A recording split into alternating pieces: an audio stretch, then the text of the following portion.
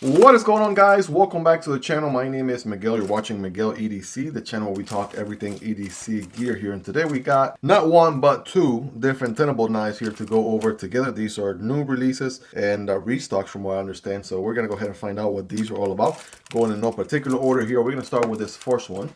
And doing the honors here, we got the Tenable Raven, right? Take a look at this one here. We have done an unboxing overview here on the channel before. Of course, this knife and every other knife you see in this video will be linked down below.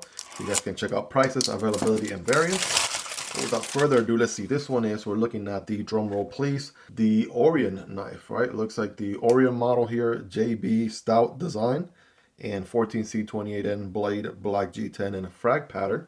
Let's go ahead and get in here, shall we? And Tenable, in case you don't know, just to bring you up to speed, Tenable is the affordable branch or subsidiary of Kansept knives. So Kansept is the more premium brand, and Tenable knives is their more affordable subsidiary. So we got the knife there, we got a wiping cloth, paperwork, silica gel, right? Even a little bit of foam and everything.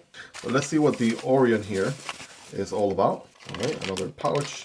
We got the Orion right here. Orion, right? Pretty sure it's Orion, but we'll go with that. Let's see what we're working with here, ladies and gentlemen. Very interesting design here right off the bat.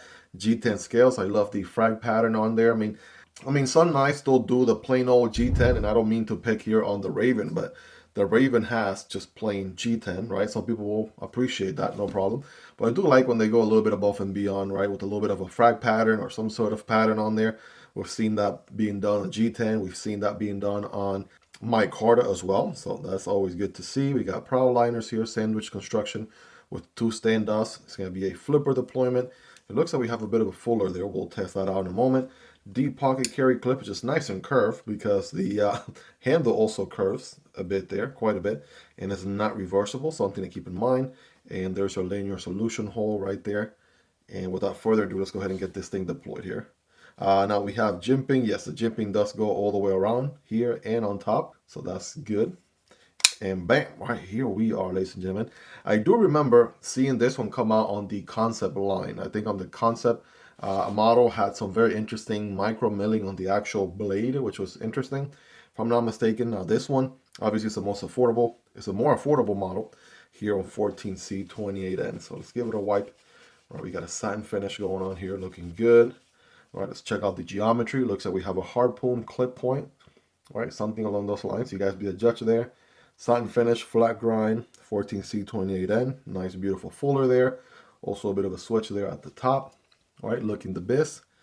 Good plunge grind situation also. All right, good belly. Should be a good slicer, no doubt. It is going to be a liner lock here. So we have about, what are we looking at? 25 to 30% or so on the lockup. There's your D10 ball. And it looks like we have a little bit of a cutout here for better access from the show side. So disengaging here, yeah, push down into the left. Should not be an issue. Obviously, you have to clear the back flipper here in order to be able to close the blade. And so far, it looks like it's going to be a little bit of a shake shutter on the close until it maybe breaks in a little bit more. There we go. And it's feeling good, ladies and gentlemen. Right, so far so good. Now I do want to see, can I get out that fuller though? Is the question. So far, let me see, maybe from here. That's the one thing, you know, they give us the, you know, that fuller right there, and it kind of makes me feel like we can reverse flick using the fuller there. That's about the only, whoa, hold on. We can thumb deploy, or if you push down on the blade and out, there we go. Or maybe like down and kind of up. All right, so that works for thumb deployment, but for reverse flick, it doesn't work. There's really not a lot of room there to be able to do that, so. Just something to keep in mind. At least you have a second deployment option there with your thumb deployment. Now checking the ergos, right? This is where the curvature back here is going to be your best friend, because that just fits on the palm there really, really nicely. Got my thumb right here behind the poon, right? We're locked in. That flipper is going to work as your finger guard. And I got a full purchase here with all 4 fingers. Looking nice there, right? That feels nice and comfortable. And the pocket clip has this kind of, you know, this duck bill right here. A little bit, I sort of feel it a tad bit. I'm gonna go with a 9 out of 10. Right? Yeah, 9 out of 10 there. And other than that, it just feels good. Feels the hand. Got additional grip here from the, you know, small frag pattern that right there towards the back. You know, I kind of wish they had done the whole thing. You know, why not do the whole thing? But anyways, that's appreciated. No jimping on the blade. Right? Just a quick observation, not a deal breaker or anything. I'm sure that was intentional with the design. And yeah, I mean, if you got, you know, average size hands like mine, you'll be able to get a full grip here. If you have bigger bear paws, now there's no finger choil, so maybe you might run out of room here at some point, right? Just kind of like a medium-sized knife, if anything there. But other than that, action's good, right? That leads to deployment options for interesting geometry, G10 with detail. Okay, let's find out what this other one here is all about. As a matter of fact, we'll get this guy to do the honors here. Bam, boom. All right. We are looking at, ladies and gentlemen, drum roll please, Fenrir. All right, wait a second. We've seen the Fenrir in the channel before. Now, I'm sure this one has a different locking mechanism, so that's going to be interesting. It's a Sparrow knife design and a stonewash Nitro V steel with the green micarta. So that's going to look very interesting. Love me some Nitro V with the green micarta. Sign me up. All right, here we go on this side. And we might not even need all that. There we go. Now, the Fenrir debuted in the Kansept lineup, right, as a premium knife. It's different models available for it, and always had a front flipper. There's a new anniversary edition that does not have a front flipper. That was also looking pretty good with a nice frag pattern. This one's bringing the goods here, paperwork, and some Omega springs, which is always nice to see. Some additional Omega springs just in case, right? The default ones ever go bad, which again, even till this day, I'm yet to have an Omega spring go bad on me. But yeah, this one came out in the Kansept lineup as a premium knife. And over time, it has made its way over to the Tenable family here, right? More affordable than ever. We are rocking a crossbar lock on this one as compared to, I believe it was a frame lock on the original one. I know on the Tenable lineup, we've had a plunge lock button lock before. I featured that one here in the channel. And we got green micarta on this one. Proud liner construction, right? Sandwich construction with two standoffs back there. Plenty of milling on the inside for weight reduction. And a deep pocket carry clip, which guess what? It's actually reversible for lefties since it is a crossbar lock, right? It's a very ambidextrous, friendly style knife. So without further ado, boom, right? Here is the blade. Man, there's always something special, or you know, something really nice about the Fenrir here when I see the blade, right? It just gets me excited. It's just such a wicked, cool looking geometry there, without a doubt, right? So Greg Shop design from Sparrow Knife Works. Fenrir here, Nitro V steel. Think of Nitro V like a step above 14C28N and D2. This one's rocking a beautiful stonewash finish right there. Looking really, really good. All right, so you can see it even has a little bit of reflectivity to it, more or less. All right, looking nice. I want to say the plunge lock button lock model has a nice finger choil, whereas this one, right, you kind of bypass the finger choil there a little bit just to be able to have it be a crossbar lock. That's what I'm gathering. Or at least they went with a different geometry without a finger choil for some reason. Those are definitely, you know, some differences as compared to the other Fenrir model that has a finger choil. So checking the action here.